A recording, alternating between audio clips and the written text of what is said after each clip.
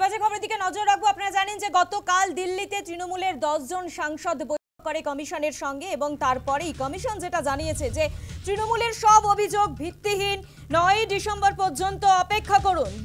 ও এইআরও ডিইওদের কাজে হস্তক্ষেপ নয়, বিএলওদের ওপর কোনো রকম চাপ নয়, বিদেশি নাগরিক ভারতের ভোটার হতে পারে না।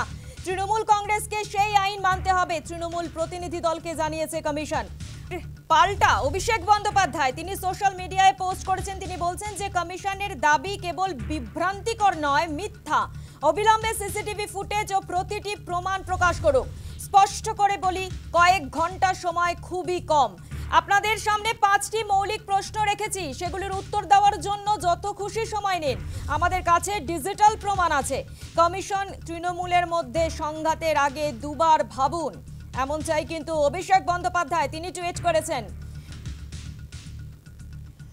গতকাল বৈঠকের পর, অর্থাৎ কমিশনের সঙ্গে বৈঠকের পর দিল্লিতে সাংসদরা, যে তৃণমূল সাংসদরা বৈঠক করেছিলেন, তারপরেই তৃণমূল সাংসদ ডেরেক ওব্রায়েন কি জানিয়েছিলেন একবার শোনাবো।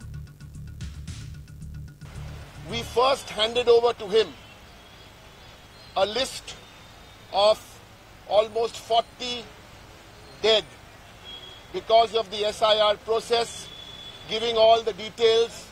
My colleague Ms. Shatabdi Roy handed over that list to him, and we started the meeting by telling him that Mr. Kumar and the Election Commission of India have blood on their hands.